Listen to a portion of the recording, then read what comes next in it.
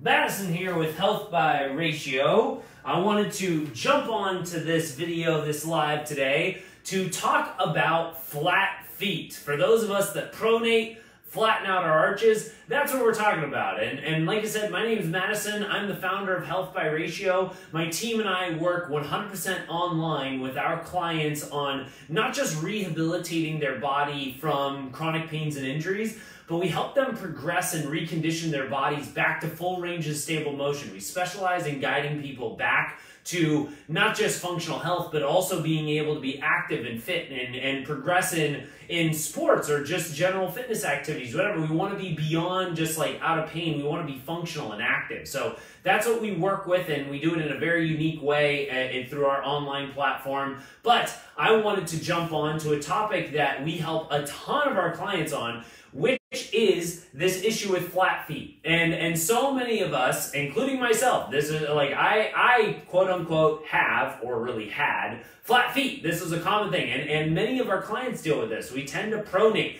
This is a common thing where we drop that ankle to the inside. We might turn out the foot a little bit, and every time we collapse that foot in and pronate and we buckle that ankle in, we flatten out this arch in the foot. And when we do that over and over and over again, the foot and ankle get impacted. And so these things that we're working with our clients on, clients like Tamara and clients like Lisa and clients like George and many others that we work with have issues with either things like plantar fasciitis, because every time we pronate, when we flatten out that arch, that plantar fascia line that runs underneath that arch gets overstretched each time because it's designed to be up in an arch. As it overstretches and flattens out, gets aggravated. I personally dealt with plantar fasciitis before I fixed my arch complex in my foot. So I can speak to it personally. Obviously, tons of our clients deal with that.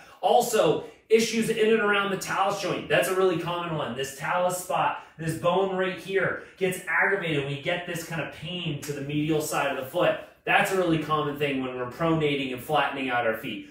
Other things would be like the posterior tib on the tibialis on the backside of the ankle. That's another thing that gets aggravated, and potentially the Achilles itself, right at the insertion point down by the heel. All these kinds of things, if you're feeling these sorenesses and aches and pains, probably are stemming from the fact that you pronate. And it's very easy to check. Get your a selfie video out, like put your camera up and prop your phone against something on the ground, like leaning up against a water bottle or something. Hit record and walk away barefoot and see how your foot naturally strikes the ground. You'll probably notice that you tend to land more toward the outside edge and you roll toward the inside of the foot, and you'll see this kind of collapsing in of the ankle as you're doing that movement. That's pronating. That's flattening out the foot. So how do we fix that? Is it just natural? Do we have to go to orthotics? Do we need some arch support? Or can we do something about it? Or is it just genetic? That's what I used to think. It's just genetic. My dad had flat feet, or I shouldn't say has, still does. He didn't correct his feet. So my dad has flat feet. So naturally, I have a similar build. I'm going to have flat feet. That's how most of us think. And so I better get those orthotics because I just got flat feet. I need that extra support. And I don't want to say that orthotics are terrible and you shouldn't use them and that there's a time and place for them. But there's a lot of stuff that our own body can be doing to correct this arch and build this foot complex and structure back ourselves. And it actually stems from the butt. This glute complex is really what dictates how stable this foot and ankle can be. So to illustrate that is most of us that have flat feet that are pronating in at the foot itself have an issue with activating a glute called the glute medius. That's the outside glute muscle, the outside of your butt. This guy has a little bit of a challenge to fire up. And when that guy doesn't fire, and we're not, aka we're not engaging it very well, when this butt relaxes, it allows this knee to travel inward. It allows that ankle to collapse inward, especially if we have a little bit of an outside, like an outside slant of the foot. We have a little bit of external rotation as we're stepping. That's going to make it even easier for this thing to collapse in and that little shift to happen. Well, every time I do that, I'm going to flatten out that arch of my foot with each step as I'm stepping through.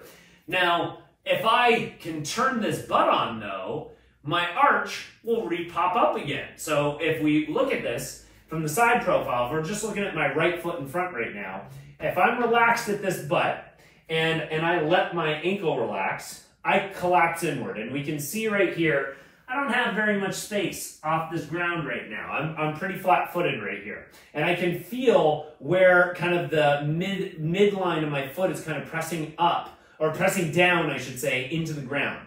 Now, if I give a little bit of activation by screwing my hip into the ground, that screwing motion into the ground where I try to wake up this outside of the butt, when I do that, one, I get my knee back into alignment, so my knee is not getting aggravated here. But two, I can, if we look down at what's happening at the arch of my foot, here's where I'm relaxed, and then when I screw that thing into the ground, all of a sudden, look at what just happened to my arch. It just popped back up. So here's it's relaxed. We see how low it is to the ground. And then as I screw that foot into the ground, it pops up. So I can see this arch, this structure of my foot drops and pops up, drops and pops up. If I can maintain that activation, if I can maintain that screwing into the ground, I can keep that nice pretty arch in both feet the whole time. And the challenge is trying to learn how to maintain that glute activation as I'm walking around, or as I'm running, or as I'm not just standing and not just in a stationary position, but also as I'm dynamic and moving. So this is something that we got to do in stages. We got to first learn how to activate when we're just standing in a good postural position. That's engaging glutes, screwing hips on the ground, and we'll feel those arches in the feet pop up. We'll feel more of the tension go toward the outside edge of our foot. That's what we're looking for in that position. Then, when that becomes more second nature, then we can start working on incorporating this while we walk and focusing on striking the ground more directly at the heel and walking straight through and pushing off our first and second metatarsal. So as we're leaving the ground, we should be driving off that big toe and second toe in. So that's what's keeping that arch going, versus if we are relaxed at the glute, we're going and we're not activating very well, we'll probably see the foot is not going to stay in line with the hip. The foot's probably going to cross a little bit more toward the midline. It's going to look like we're walking more like a tightrope or running more like on a tightrope. And we'll also see that we often hit more to the outside edge of the heel and foot. And then as we walk through, we'll flatten out the arch, and then as we step through, we'll often see, and I'm way over exaggerating this, but we'll often see the foot go more toward leave off toward the pinky toe and the ring toe. So you'll get like 4th, 5th metatarsal is driving off as we're going through. And then as we're stepping through, that brings us back to the outside edge again. So that's what happens when we don't activate the glute well. If we do stabilize it well, that allows us to line that thing up. That also allows us to keep the hip, keep the foot in line with the hip as opposed to tightrope walking each time. And then drive off that first, second metatarsal so we get that glute stability there. So then that can translate, once we start figuring out how to walk, that translates to how we run. And now we can keep that same activation. Just the difference is when we're running, we're not trying to drive the heel into the ground. Like in walking, that's like we're not driving it into the ground, but we're heel striking as we walk. As we're running, we're not trying to aggressively heel strike as much. If we do a little bit, that kind of depends on each person's running gait. But in general, we're trying to go a little bit more toward the forefoot. So it's still that we want to be landing even. It just might not be as much on the heel first. And then we're, again, transitioning to driving off that first and second metatarsal, the big toe and the second toe in, not towards the outside of the foot. That's what the goal is. Now, that's all fine and dandy. That's easier said than done, though. So how do we actually do some exercises to do that? Well, the first thing is if your glutes are having a tough time engaging, there's a very good chance that there are some literal imbalances in the body. Like if you're a active runner, then there's a really good chance that you have some really big tightnesses in and around the hip flexors, the quads, and your adductors. And that could be pulling you into internal rotation and making it really challenging for this glute to fire. So your thigh bones, your hips, can be moving more internally when you're moving. So we got to release that on the mobility side. If you're someone like our client Tamara, who is like a masseuse and also works on her feet and doing and hair treatments, and she's in positions where she's bent at the waist a lot. That's another scenario where she's getting some tightness in and around the pelvis, in and around the hips, that are making it really challenging for her glutes to even turn on, or at least that's how it used to be. Now she's much different ball game a couple months later. But those kinds of positions, whether you're running or whether we're bent forward a lot, that hip complex makes a big difference. So we want to analyze what's going on throughout the body to see why the glute isn't firing very well. What's happening there? Is there an actual tension restriction? If we find that, then obviously we want to address that. We want to mobilize that area. We'll stretch that area out. We want to get some good blood flow to that area. That's what calms down the thing that's pulling us in the wrong direction. But then we can do some exercises to actually train this nice arch in the foot to pop back up again. And this is what took me a little bit of time to go through. It's something that you got to be patient with. We're not going to go overnight from flat foot to a perfect arch in the foot. That's why orthotics can be a great thing to use intermittently, but that can be a tool that helps you get over the hump for you to rebuild this arch in your foot so that down the road you don't have to use them, or you don't have to use as big of an aid kind of thing. Your foot can do most of the support in and of itself because of what you've built through this arch structure again. So one of my favorite exercises, and there's a number that we do, but this one is an easy one to kind of recreate from home, is that you take a resistance band and you connect it at something relatively like knee height or down below. So it's a low connection point.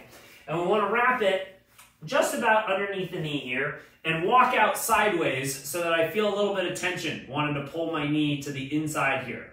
And I want to get both my feet straight, and I'm going to be focusing all on this front leg, where I'm going to try to put a little bit of tension in this front leg. I'm not going to be sitting back on my right leg here. I'm putting more of my tension on my left leg here. And I'm going to let the band pull me in just a couple of inches, so my knee's now kind of more angled toward my big toe here. And then I'm going to consciously wake up this outside of the butt and push my knee to the outside.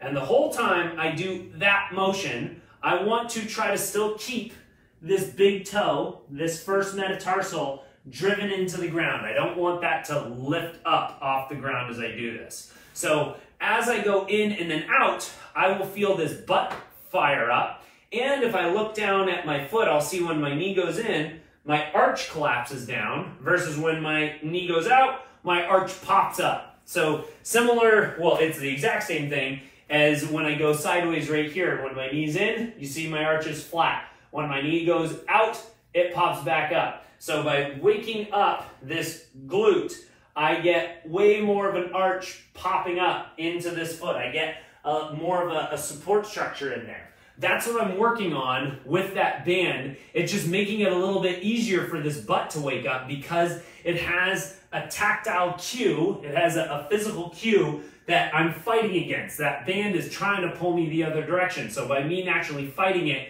I have to wake up that glute. So this is a simple exercise that we can do, and you can do like a good set of 10 to 15 of these, depending on how heavy the band is you're using. Obviously doing it on both sides, and then go for a walk, or stand around the house, or then go for a run. And you'll find that it's a lot easier for you to turn on your butt. You'll also find that it's a lot easier, or feels a little bit different, on how the foot is actually engaging and striking the ground itself. And now, some other things that we want to consider as well is that we don't necessarily just want to mobilize our hips and activate the glutes. That's obviously a huge component that we want to focus on.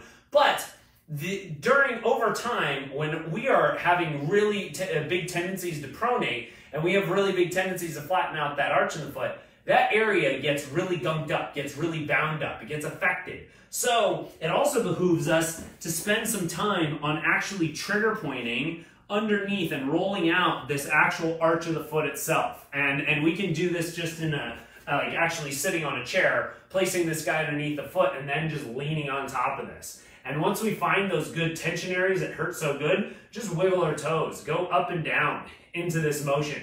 And free up that space. That's what starts to give you the slack, or give you the mobility back for that foot to start moving independently again. Because most of us that have been locked up in a flat foot position and pronated for a long period of time, this thing operates like one big cinder block. It's just one solid unit that barely has any mobility to it. We want there to be some mobility in there. We want that thing, each toe, to be able to wiggle and worm a little bit and have some independent movement in the metatarsals. So we need to have this thing mobilized so that it even can pop up into that arch as opposed to just staying flat the entire time. So we need to spend a little bit of time on mobilizing the foot, and that can be something I recommend our clients to do that just like throughout the day. Like if you're sitting on the phone, you're sitting watching some TV, just take a shoe off, place a golf ball or a lacrosse ball or a water bottle, something like that, underneath the foot, and just kind of roll around and explore to see where do I have some tension, and then just hang out there for a few minutes and breathe into it. Continue to do whatever you're working on or watching whatever you're watching until you realize, all right, that thing doesn't feel so intense. Then move to another spot or move to the next foot. And it's a great, easy thing to do throughout the day or in the evening as we're winding down. It's kind of like giving yourself your own foot massage. And it creates that mobility that we need to even, like I said, build that arch back into us.